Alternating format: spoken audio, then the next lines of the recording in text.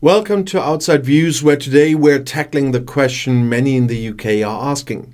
Is it possible to rejoin the European Union anytime soon?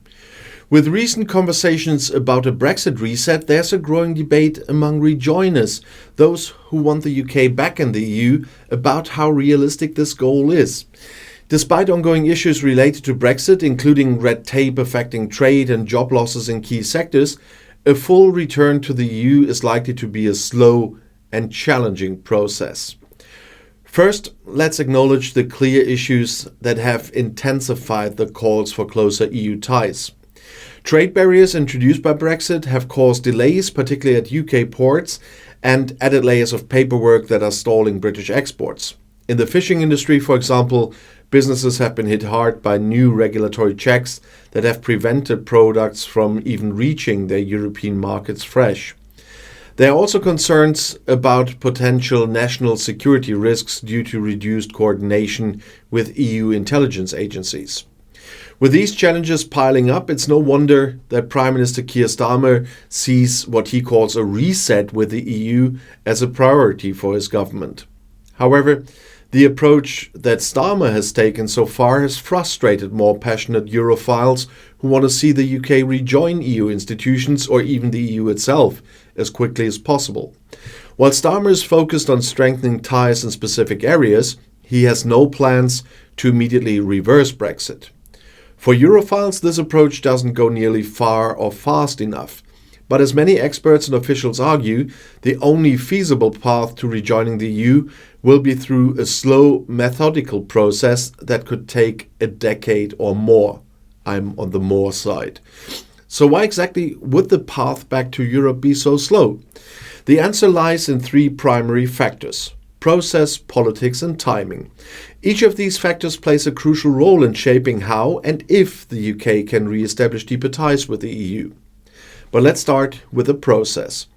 The European Union is a complex organization with procedures that make significant policy changes lengthy and often complicated. Even in the case of a hypothetical Brexit reset, any substantial adjustment to the UK-EU relationship would likely require agreement from all 27 EU member states. And this could involve debates and votes in national parliaments and the European Parliament itself. So any meaningful shift would not only take time, would also be vulnerable to delays and vetoes from individual member states. A prime example of the procedural challenge is the question of the single market. For those who want to soften Brexit's impact, rejoining the single market seems like a practical solution. But the reality is far more complicated. Third countries, meaning countries outside the EU, cannot simply rejoin the single market or join the single market. The UK would need to join an organization known as the European Free Trade Association, or EFTA, and this group includes 4 non-EU countries, that's Norway, Iceland, Liechtenstein and Switzerland. 3 of these countries participate in the single market through their membership in the European Economic Area, or EEA.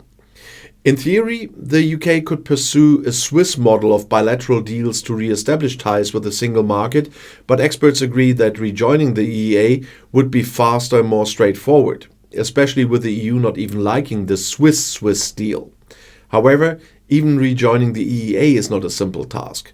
It would require the approval of the EFTA members, Norway, Iceland, Liechtenstein and Switzerland, followed by the approval of the EU member states. And then there's the matter of complying with all the single market's rules, including the free movement of people, something the UK government is likely to find politically contentious. And this brings us to the second major factor, politics. While process may dictate the logistical feasibility of rejoining the EU, the politics surrounding Brexit remain deeply divisive in the UK. One of the main reasons Brexit happened in the first place was a backlash against the idea of foreign countries or foreign courts like the European Court of Justice, as well as issues around freedom of movement. Any attempt to reintroduce these elements, even under a revised form of EU membership, would likely ignite fierce resistance from Brexiteers and sections of the Conservative Party. In short, reopening the door to Europe even slightly could reignite the divisions that Brexit stirred up in the first place. Europhiles frequently point to polls showing that many Britons now regret Brexit. But polling data can be misleading, we all know this. And while there's evidence that a majority of Brits believe Brexit has hurt the economy, it doesn't necessarily mean they support full EU membership again, especially if it means reintroducing freedom of movement and accepting decisions from European courts and not having any rebates. Politicians here need to tread carefully. Even Starmer, who might be the most Europhile Prime Minister the UK could expect in the next decade, must balance his desire to repair EU relations with the need to maintain public support.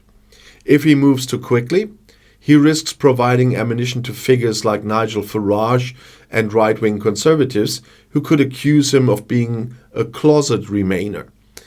The political backlash could cost him dearly, potentially undoing the work he's done to reset relations with the EU at some point and setting the Remain course back. Timing is the third key factor in this Brexit reset. Accession to the EU is not something that happens overnight, even for countries that want to join. On average, it takes around a decade for a country to join the EU, even when that country is fully committed to the process. The UK, which has already caused significant turmoil in Brussels, would likely face even more scrutiny and challenges than a typical candidate country. Some may argue that this slow pace is unfair, especially given the damage Brexit has done to the UK economy. But the truth is that once the UK chose to leave, it left behind a set of political and economic structures that are not easily rebuilt. Even with political will, the legal and procedural hurdles to re-entry are immense. Moreover, Starmer will need more than one parliament if he hopes to make meaningful progress. If the process takes longer than 5 years, as many experts believe it will, Starmer may need to secure a second term to continue any progress made on rejoining EU institutions. For rejoiners, the reality may feel disheartening. Brexiteers had the relative luxury of creating a major rupture and then walking away from the fallout. For those who want to undo the damage, the task is far more complicated. It's often said that breaking something is easier than fixing it, and Brexit is a case in point. To mend the UK's relationship with Europe, it will take careful diplomacy, patience, and a lot of time. So where does that leave rejoiners who are eager for a faster path back to Europe? First, they must acknowledge that any significant progress will likely be slow and incremental. If Starmer's government does pursue a Brexit reset, it will need to be a measured approach, one that prioritizes stability and long-term goals over quick fixes. Europhiles will have to accept that a fast return to the EU is off the table, at least for now. And that said, there are ways in which the UK can start to rebuild connections with Europe without fully rejoining the EU. One potential area of cooperation is defense and security, where the UK and the EU have common interest. And these fields allow the UK to work alongside EU members without re-entering contentious areas like freedom of movement or the jurisdiction of European courts, although the ECJ still has a say on several things. Another potential area for collaboration is a veterinary agreement. Such an agreement would streamline the movement of agricultural products, reducing the checks at the borders and helping alleviate the current trade friction. Additionally, aligning environmental standards and linking emissions trading systems are also possibilities that allow for cooperation on specific issues without fundamentally altering Brexit's core terms. For those who see the Brexit reset as the start of a potential path to rejoining the EU, patience will be essential, as I said. A full reset is unlikely to take place with a single parliament. Instead, it will involve a step-by-step approach where the UK makes gradual concessions and builds trust with the EU over several years. To wrap up, while the desire to reverse Brexit's impact is understandable, the reality is that Britain's path back to Europe will be a slow one. Starmer may be in favor of resetting the relationship, but the process is constrained by both political and procedural factors that require a cautious approach. Rejoiners may be disappointed by the pace and by my today's video, but it's important to remember that progress, however slow, is still progress.